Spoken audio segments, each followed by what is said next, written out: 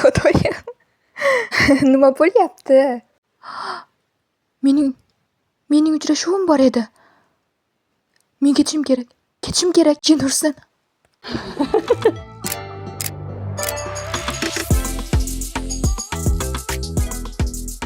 Bu mening 3-met galam. Men bugun met olamida 3-marta qatnashyapman. Rostini aytsam, avvalgi yillarga qaraganda ko'proq hayajondaman. Demak, katta bo'lib borayotgan bo'lsam kerak. Endi nima kutishni bilaman.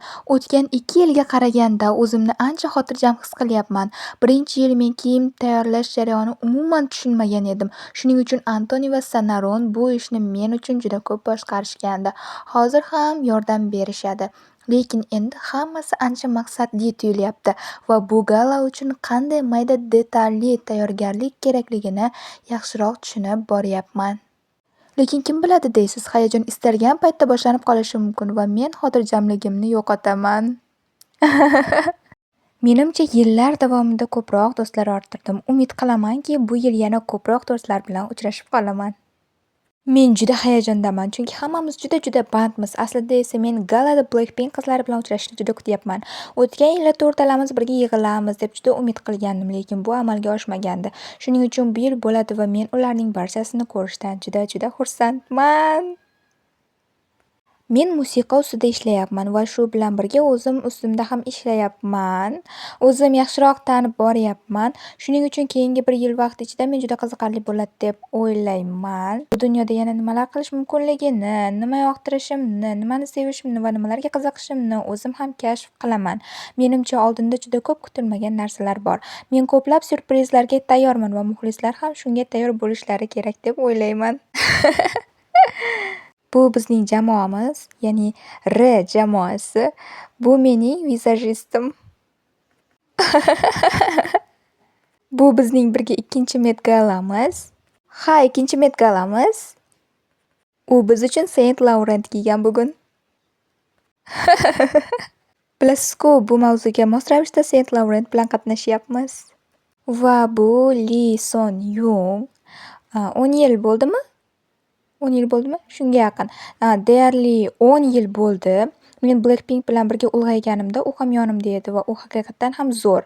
Eng zo'ri. Deyarli har doim. Hozir yig'lab boraman. Demak, bu yerda bizning artistimiz Jihan qo'llab-quvvatlayotgan qizlar o'tirishibdi. Bizda Yuna bor. Ashley ana u yerda.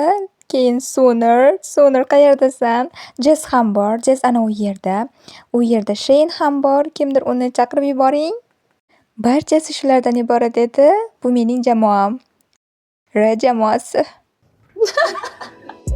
U ko'zlarga qaraganda moviy binafsha va pushti rang ohanglarini qo'shib, biroz ayollarga xos, lekin bir oz sovuqroq. U meni yaltiroq pushti roza ko'rinishda bo'lishini xohlaydi. Met Gala uchun juda ham boshqacharoq bir obraz bormi? Ha, bularni uyalib qarashini qarang.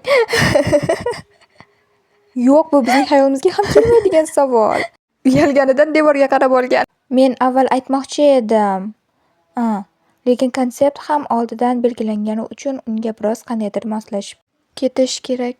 Dadillik, shu asosda moslashtirib qilamiz. Yaxshi, javobing yoqdi. Zo'r kompliment.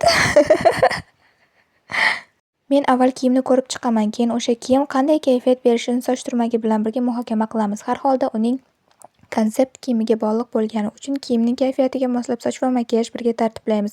Shuningdek, biz doim artist bilan birga fikr almashib, o'zaro maslahatlashib ishlaydigan uslubdamiz. Ha, shunday. Artist bilan qilamiz. Videoning davomini keyingi qismlarda ko'rishingiz mumkin. E'tiboringiz uchun rahmat. Like va obuna tugmasini bosishni unutmang.